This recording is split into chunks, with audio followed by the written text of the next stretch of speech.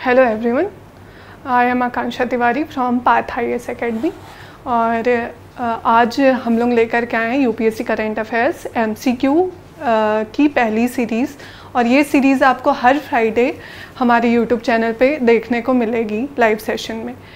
जो आज का करंट अफेयर है वो 1 अक्टूबर से 9 अक्टूबर तक का MCQ सीरीज़ है, जो कि आपके एग्ज़ाम पॉइंट ऑफ व्यू से बहुत इम्पॉर्टेंट होने वाला है।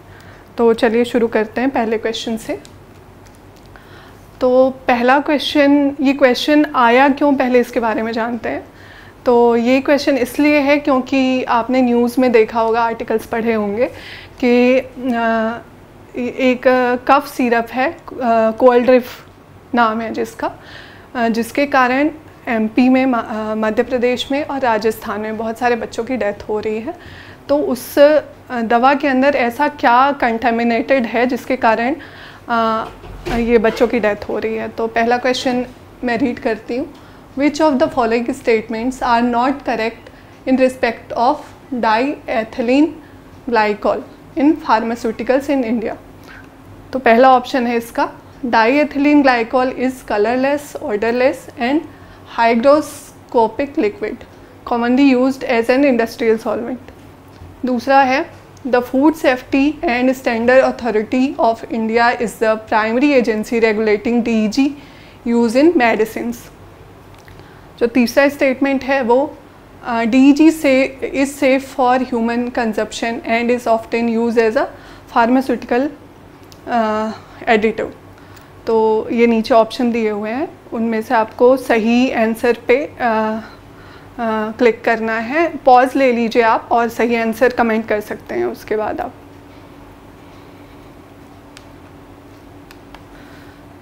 सही आंसर है आपका आंसर बी। कैसे आंसर बी सही है, तो इसमें देखते हैं कि पहला जो आपका ऑप्शन है, diethylene glycol is colourless, odourless and hygroscopic liquid commonly used as a industrial solvent. तो ये जो आपका ऑप्शन दिया है, ये इसमें पूछा गया है कि करेक्ट, नॉट करेक्ट। ठीक है, तो नॉट करेक्ट है, लेकिन पहला ऑप्शन जो है वो करेक्ट है। ये as a industrial solvent use होता है, क्योंकि इसका यूज़ कहाँ पे किया जाता है, इंडस्ट्रीज़ में। आपका रेजिन्स, इंडस्ट्रीज़ में आपका एंटीफ्रीज के रूप में, ब्रेक फ्लूइड के रूप में और रेजिन्स के रूप में यूज़ किया जाता है। इसीलिए पहला जो आंसर है वो करेक्ट है। The food safety of standard authority of India is the primary agency regulating DEG use in medicines. लेकिन ये ऑप्शन गलत हो जाता है, क्योंकि food safety and standard authority of India सिर्फ फूड्स को, जो आपके फूड्स हैं उनको लेके एक स्टैंडर्ड रेगुलेट करता है, नॉट मेडिसिन। मेडिसिन को लेके जो आपके स्टैंडर्ड्स हैं वो कौन रेगुलेट करता है, central drug standard control organisation. ठीक है, जो कि ड्रग्स एंड कॉस्मेटिक एक्ट 1940 के अंदर रेगुलेट की जाती है। फिर आप देखेंगे option number 3, DEG safe for human consumption and is often use as a pharmaceutical additive. ये आंसर होगा आपका रॉन्ग, क्योंकि इसको हम ह्यूमन कंजप्शन के लिए यूज़ नहीं कर सकते, क्योंकि DEG बहुत ज़्यादा हार्मफुल है। ये sudden kidney failure, liver damage, death तक करा सकती है इंसान का। ठीक है, तो ये कंजप्शन में, ह्यूमन कंजप्शन में यूज़ नहीं हो सकता है।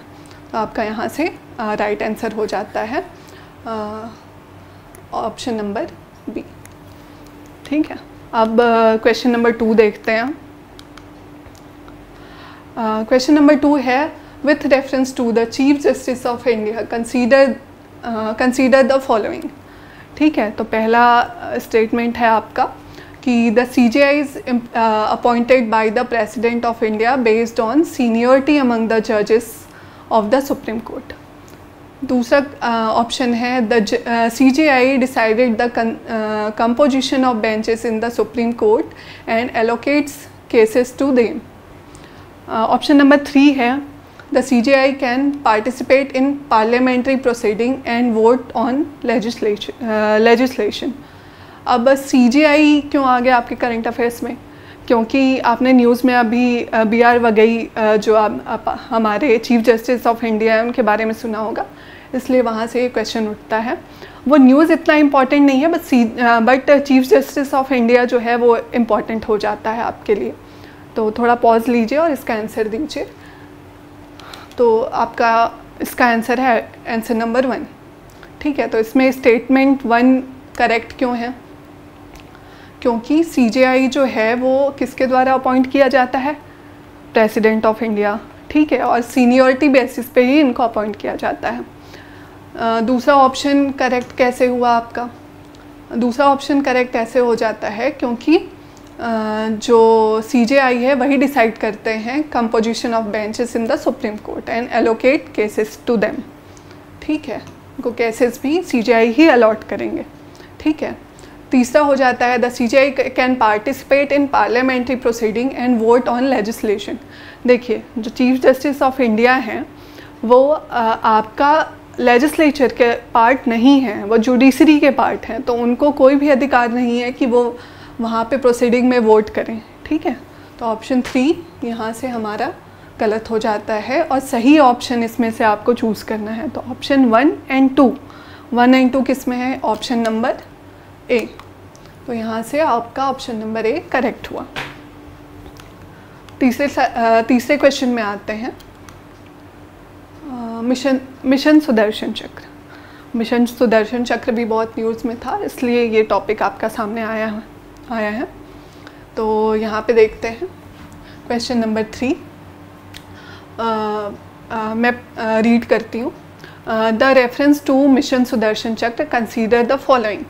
तो पहला स्टेटमेंट आपको दिया गया है, it is aimed at strengthening India's integrated air and missile defence capabilities, पहला ऑप्शन। दूसरा, the mission will relay entirely on important technologies for rapid deployment. तीसरा ऑप्शन, द नेम सुदर्शन चक्र is inspired by the mythical weapon of Lord Indra. अब आपको नीचे statement दिए गए हैं और इसमें लिखा है कि इनकरेक्ट इनमें से कौन सा है वो चूज़ करना है आपको। ठीक है, तो ये पॉज लीजिए और इसका आंसर देखिए, आंसर बताइए। तो इसका आंसर आपका होता है आंसर नंबर C। तो आंसर नंबर C कैसे करेक्ट है? तो स्टेटमेंट 1 जो है वो बोल रहा है आपका, it is aim to strengthening India's integrated air missile and defence. ये बिल्कुल सही है। इसके साथ साथ ये क्या करता है आपका, साइबर सर्विलेंस इंटीग्रेशन पे भी काम करता है। ठीक है, स्टेटमेंट 2 क्या है आपका? स्टेटमेंट 2 है the mission will relay entirely on important technologies for rapid deployment. Imported नहीं करना है हमको। क्या करना है कि अपनी जो कंट्री है उसको वहाँ फॉरेन, हम लोग जितना हो सके फॉरेन पोर्ट्स को डिफेंस के सेक्टर में, जो कि आपका एयर डिफेंस सिस्टम हो गया, मिसाइल डिफेंस सिस्टम हो गया और आपका साइबर सर्वेलेंस इंटीग्रेशन हो गया, यहाँ पे हमको डिपेंडेंसी कम करनी है फॉरेन कंट्री से। तो ये स्टेटमेंट आपका गलत होता है, सॉरी, ये स्टेटमेंट आपका यहाँ से गलत होता है। इसके बाद है द नेम सुदर्शन चक्र is inspired by the mythical weapon of Lord Indra. ठीक है, तो ये जो वेपन है सुदर्शन चक्र, ये लॉर्ड इंद्र का वेपन नहीं है, ये किसका है? लॉर्ड कृष्णा का वेपन है। तो वहाँ से इंस्पायर्ड होके इस स्कीम का नाम सुदर्शन चक्र रखा गया है। ठीक है, तो ये ऑप्शन जो है ये भी गलत होता है। तो यहाँ पे हमको इनकरेक्ट ऑप्शन चूज़ करना है, तो हमारा आंसर होता है 2 एंड 3। आते हैं क्वेश्चन नंबर 4 पे। Which of the following statements are correct in respect of International Solar Alliance. ठीक है, तो जो इंटरनेशनल सोलर अलायंस जो है उसकी एक समिट होने वाली है अभी, जो कि कहाँ पे होने वाली है? न्यू दिल्ली आपका भारत मंडपम में। इसीलिए ये न्यूज़ में है और ये क्वेश्चन आपके सामने आया है। तो इसमें जो विच ऑफ द क्वेश्चन है वो which of the following statements are correct in respect of International Solar Alliance. ठीक है, तो पहला आपका जो ऑप्शन है वो है ISA is a alliance of more than 120 countries initiated by India and France to promote solar energy। ठीक है, दूसरा ऑप्शन है its primary focus is to finance and deploy solar projects only in Europe and North America. तीसरा option है the headquarter of ISA is located in Gurugram, India. तो इसमें से आपको सही आंसर चूज़ करना है। आप पॉज लेके कर सकते हैं। इसका आंसर है आंसर नंबर सी। अब देखते हैं स्टेटमेंट्स कैसे करेक्ट और इनकरेक्ट हैं। तो ISA is alliance of more than 120 countries initiated by India and France to promote solar energy. ठीक है, तो ये है सही ऑप्शन, क्योंकि ये किसने इनिशिएट किया था? इंडिया और फ्रांस ने, दोनों ने मिलके। ठीक है, और इसमें 120 कंट्रीज़ जो हैं वो मेंबर हैं इसकी। तो ये शुरू कब हुआ?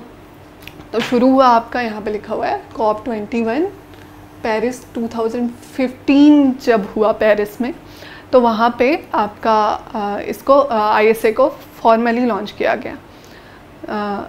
यहाँ पे दूसरा ऑप्शन देखते हैं it's primarily focus on finance and deploy solar project only in Europe and North America. Not only in Europe and North America, इसमें जितने भी आपके ट्रॉपिकल कंट्रीज़ हैं जो कि ट्रॉपिक ऑफ कैंसर और ट्रॉपिक ऑफ कैप्रिकॉर्न के बीच में आती हैं, उन सारी कंट्रीज़ में जो है सोलर प्रोजेक्ट्स को लॉन्च करना या सोलर एनर्जी को प्रमोट करना इसका ऑब्जेक्टिव है। ठीक है, तो ऑप्शन 2 इनकरेक्ट होता है वहाँ से। ऑप्शन 3 जो है आपका वो करेक्ट है, क्योंकि इसका हेडक्वार्टर कहाँ पे लोकेटेड है? गुरुग्राम, इंडिया में ही लोकेटेड है। ठीक है, तो सेलेक्ट द करेक्ट आंसर यहाँ पे। तो यहाँ पे कौन कौन सा 1 और 3 ऑप्शन जो है आपका सही है, यहाँ से ऑप्शन सी आपका सही हो जाता है। अब आगे मूव करते हैं हम लोग क्वेश्चन नंबर 5 पे। तो इसमें क्वेश्चन है कि with reference to Pandit Chhannulal Mishra consider the following statement. ठीक है, पहला क्वेश्चन है he was an exponent of the Banaras gharana and specialised इन ख्याल एंड पूरब अंग ठुमरी। दूसरा स्टेटमेंट है he received the Padma Bhushan in 2010 and the Padma Vibhushan in 2020। तीसरा statement Mishra was known for his contribution to Hindustani classic music particularly in the genres of khayal, thumri, dadra, chaiti, kajri and bhajan. Last statement जो है statement number 4, वो है he was a prominent figure in the Kirana gharana and trained under उस्ताद अब्दुल घनी खान। तो अब इसमें से आपको जो भी करेक्ट है वो ऑप्शन चूज़ करके और आपके आंसर में टिक करना है। आप पॉज लेके कर सकते हैं। इसका आंसर है answer number B. Answer number B में ऑप्शन 1 कैसे क्या बोलते हैं करेक्ट होता है। ऑप्शन नंबर 1 कैसे करेक्ट है? स्टेटमेंट नंबर 1 करेक्ट इसलिए क्योंकि छन्नूलाल मिश्रा जो है जिनका हाल ही में निधन हुआ वो कहाँ से थे? बनारस घराने से। ठीक है, और इनका जो स्पेशलाइजेशन था वो था ख्याल एंड पूरब अंग ठुमरी। तो ये ऑप्शन होता है आपका करेक्ट। दूसरा ऑप्शन कैसे करेक्ट है? क्योंकि इन्होंने पद्म भूषण कब रिसीव किया? 2010 में, और पद्म विभूषण कब रिसीव किया? 2020 में। इसलिए ये ऑप्शन भी आपका करेक्ट होता है। तीसरा है कि Mishra was known for his contribution to Hindustani classic music particularly in the genre of khayal, bhajan, thumri, जितने भी ऑप्शन दिए गए हैं आपके। ठीक है, तो ये ऑप्शन भी आपका करेक्ट है। इनका कंट्रीब्यूशन बहुत बड़ा रहा इन सब जेनरे में। ऑप्शन 4 इसलिए इनकरेक्ट है क्योंकि पहली बात तो ये किराना घराना से बिलोंग नहीं करते थे, और इनकी जो ट्रेनिंग हुई है वो उस्ताद अब्दुल गनी खान इनके अंडर में नहीं हुई है, ठीक है। इनकी जो ट्रेनिंग हुई है ये इनके फादर ने ही इनिशियल ट्रेनिंग इनको दी है, ठीक है, इसीलिए ये ऑप्शन गलत होता है। और ये जो उस्ताद अब्दुल गनी खान है वो किराना घराना से ही रिलेटेड हैं, ठीक है। तो यहाँ पे जो सही ऑप्शन कौन कौन से होते हैं, ऑप्शन नंबर 1, 2, 3, ठीक है, मतलब स्टेटमेंट नंबर 1, 2 एंड 3 यहाँ से आपको सही आंसर चूज़ करना है, तो ऑप्शन बी होता है आपका राइट। अब चलते हैं क्वेश्चन नंबर 6 की तरफ। क्वेश्चन नंबर 6 है ली कमीशन से रिलेटेड। अब ली कमीशन क्यों न्यूज़ में आया, क्योंकि यूपीएससी ने अपने 100 ईयर्स कंप्लीट किए, ठीक है, इसीलिए ली कमीशन जो है वो न्यूज़ में आया है, ठीक है। तो पहला option consider the following statement, इसमें पहला स्टेटमेंट है आपका the Lee Commission was appointed by the British government to receive the salary structure of Indian civil servants. दूसरा ऑप्शन होता है it recommend higher salaries for civil servants to reduce corruption and improve efficiency. Which of the following statement given above is are correct. आपको इनमें से correct option choose करना है, ठीक है। तो आंसर जो है इसका वो है आंसर नंबर सी, ठीक है। स्टेटमेंट 1 कैसे करेक्ट होता है, पहले तो ये जानते हैं कि ली कमीशन जो है वो ब्रिटिश गवर्नमेंट ने अपॉइंट किया था, जो कि सिविल सर्वेंट जो है उनकी सैलरी स्ट्रक्चर को रिव्यू करने के लिए थी, ठीक है। तो ये ऑप्शन आपका सही होता है। अब रिव्यू क्यों करना था आपका उनकी जो सैलरी स्ट्रक्चर है वो, क्योंकि रेजिग्नेशन बहुत हो रहे थे, सिविल सर्वेंट जो हैं वो रिज़ाइन बहुत कर रहे थे, उनको कम करना था, इसलिए यहाँ पे ली कमीशन ने जो सैलरी स्ट्रक्चर जो है उसको रिव्यू किया था। दूसरा था it recommend higher salary for civil servant for to reduce corruption and improve efficiency. तो ये ऑप्शन भी बिल्कुल सही होता है, क्योंकि इस कमीशन का गोल था कि करप्शन को कम करना है सिविल सर्विसेज में, ठीक है। इसीलिए देखो सैलरी नहीं मिलेगी तो सैलरी कम है लोगों की तो वो करप्शन की और ज़्यादा बढ़ेंगे। जैसे बोला जाता है ना कि पैसे यदि कम मिल रहे हैं तो वो थोड़ा उग्रवाद की तरफ बढ़ने लगता है, तो इसलिए यहाँ पे सैलरी इंक्रीमेंट पे बात की गई। और यूपीएससी ने अपने 100 ईयर कंप्लीट किए, तो उसमें नया इनिशिएटिव कुछ लिया गया गवर्नमेंट के द्वारा। इसमें क्या किया गया कि एक पोर्टल लॉन्च किया गया कि माई इंटरव्यू पोर्टल करके नाम है उसका। उसमें क्या है कि जितने भी हमारे सिविल सर्वेंट्स हैं उनको उनकी जो स्टोरीज़ हैं, उनका जो लाइफ रहा है, जो बैकग्राउंड रहा है, वो सब उस पोर्टल पे आपको मिलेगा। इसके बाद यूपीएससी ने एक लोगो भी नया लोगो भी लाया है 100 ईयर कंप्लीट करने पे। तो ये सब चीज़ें रही आपकी ऑप्शन नंबर। फिर आगे चलते हैं हम लोग क्वेश्चन नंबर 7 पे। क्वेश्चन नंबर 7 है आपका what does the term female labour force participant rate indicate. ठीक है, अब फीमेल लेबर फोर्स न्यूज़ में क्यों रहा वो आगे बात करेंगे, पहले क्वेश्चन देख लेते हैं। तो percentage of women in managerial position in government, पहला ऑप्शन है आपका। Percentage of women actively engaged in the workforce as a proportion of the female population. तीसरा है percentage of women enrolled in education institutions. Option number D हो जाता है आपका percentage of women above 60 years. तो इनमें से आपको करेक्ट जो ऑप्शन है वो चूज़ करना है। आंसर नंबर जो बी है वो है आपका करेक्ट। अब ऑप्शन नंबर बी करेक्ट कैसे होता है, क्योंकि जितने भी वुमेन पार्टिसिपेंट्स हैं वो female labour force participant rate कैसे निकालेंगे हम, जितने भी फीमेल वुमेन जो हैं जो कि वर्किंग एज में हैं वो या तो इंगेज हैं वर्क फोर्स में या तो एक्टिवली जॉब सर्च कर रही हैं, ठीक है। तो वो लोग सारे जो आएंगे female labour force participant rate के अंदर आएंगे। तो ऑप्शन नंबर बी यहाँ से करेक्ट होता है। अब न्यूज़ में क्यों रहा फीमेल जो लेबर फोर्स है वो, तो हमारी जो ministry of static and programme implementation जो है उसने क्या किया है, एक रिपोर्ट लॉन्च की है, एक रिपोर्ट रिलीज़ की है जो कि है पीरियोडिक लेबर फोर्स सर्वे 2024, ठीक है।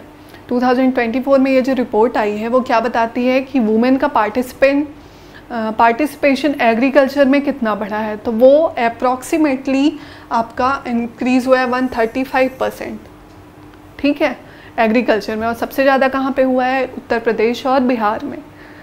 उत्तर प्रदेश और बिहार में सबसे ज़्यादा जो वुमेन्स हैं वो एग्रीकल्चर में इंक्लूडेड है।